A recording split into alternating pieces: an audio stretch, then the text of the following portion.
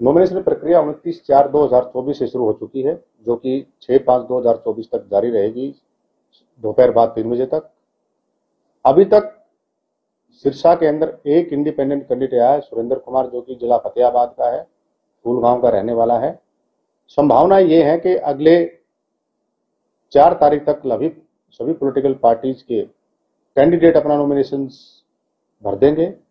और हमने सभी से एक रिक्वेस्ट की है, अभी एक मीटिंग थी हमारे इकोनॉमिक एक्सपेंडिचर ऑब्जर्वर के गाइडेंस में, कि आप सभी डॉक्यूमेंटेशन पूरे करके लेके आएं और जो आपने खर्च करना है यानी कि एक्सपेंडिचर करना है, वो 95 लाख की जो लिमिट की गई, कैप लगाई गई इलेक्शन कमीशन ने, उसका पूरा ख्याल रखें।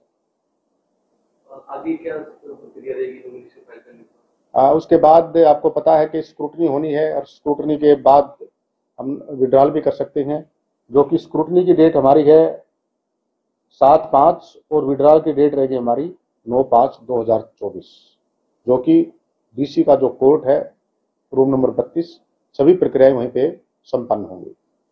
सभी कैंडिडेट या उनके जो साथ वीआईपी लोग हैं उनको क्या निर्देश दिए गए हैं ताकि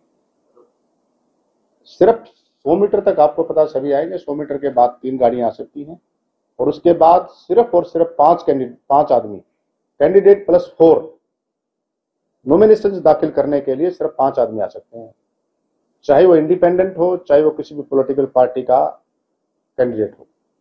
तो हम बड़ी सुनिश्चित किया, हमने हर जगह पे ड्यूटी मजिस्ट्रेट लगाए हैं, डीएसपी इंचार्ज लगाए गए हैं, चारों तरफ में बैरिकेडिंग की गई है और अन्य सभी व्यवस्थाएं कर दी गई। कैमरे हमारे बाहर भी लगे हुए हैं और कोर्ट रूम के अंदर भी 6-7 कैमरे लगाए गए हैं, ताकि किसी भी प्रक्रिया में कोई दिक्कत ना हो।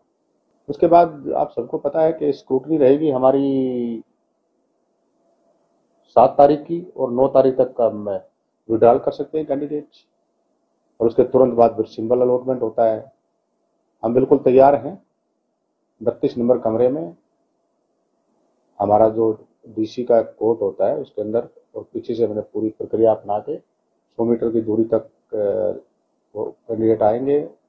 उसके बाद 100 मीटर से आगे तक जो आएंगे सिर्फ 5 आदमी आएंगे, 3 गाड़ियां आएंगी, 5 आदमी की एंट्री सिर्फ यहाँ पे जो आरओ का जो हाल है यानी कि ऑफिस है जहाँ पे नॉमिनेशन देना है, वो आ सकते हैं।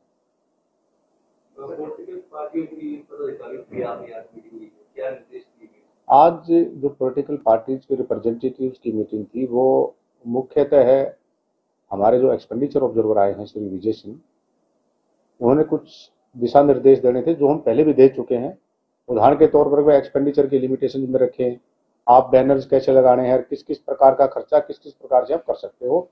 ये सिर्फ सेंसिटाइजेशन के लिए, एजुकेट करने के लिए थी, और ये होनी भी चाहिए, क्योंकि अल्टीमेटली हमने पॉलिटिकल पार्टीज को, लोगों को फैसिलिटेट करना है।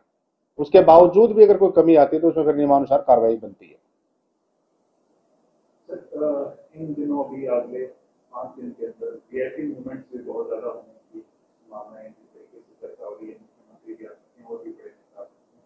सेफ्टी और सिक्योरिटी को लेकर शासन कितना अलर्ट है? देखो, सेफ्टी फर्स्ट। जो भी Z+ सिक्योरिटी के व्यक्ति होंगे या अन्य भी कोई व्यक्ति होंगे, उसकी सिक्योरिटी के लिए हमारी पुलिस पूरी तत्पर है। लगातार हमारे नाके लगे हुए हैं बहुत सारे, आपको पता हमारा बॉर्डर सारा ही पंजाब और राजस्थान से लगता है, और हम हर प्रकार से मुस्तैद हैं।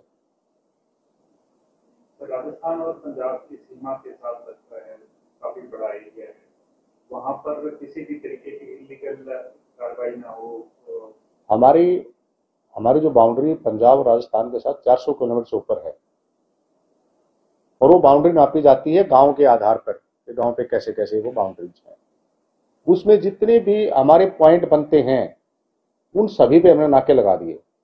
इवन के जैसे हमारे पास डबवाली है, डबवाली के साथ किलियां वाली है, जो उसका एक गेट पंजाब में खुलता, हमने उस पर भी ध्यान रखा हुआ है।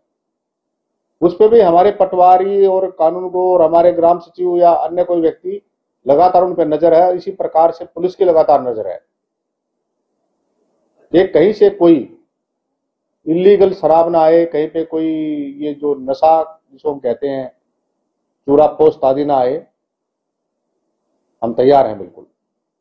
आचार संहिता की उल्लंघना ना हो, इसके लिए क्या निर्देश दिए गए पॉलिटिकल पार्टी के इनको लगातार हमने सेंसिटाइज किया है और मॉडल कोड ऑफ कंडक्ट हम सभी को पता है कि ये सभी के ऊपर लागू होता है, चाहे कोई अधिकारी हो, कर्मचारी हो, प्रेस मीडिया हो, राजनीतिक पार्टी हो या आम आदमी हो, हम सभी ने उसको फॉलो करना होता है। और जो कि पूरे समाज में एक संदेश देना चाहता है कि भाई जो बेसिक ग्राउंड देना हमने चुनाव लड़ने के लिए, वोट मांगो, वोट भी अपने एक कुछ क्या कहते हैं उसको, निर्देशों को ध्यान में रखते हुए चुनाव आयोग, ये नहीं कि कोई भाई कास्ट पे वोट मांग ले, धर्म के आधार पर मांग ले या अन्य किसी आधार पर मांग ले या दारू दे के वोट मांगे या पैसे दे के वोट खरीदे, ये सब स्वीकार्य नहीं किन्हीं भी परिस्थितियों में।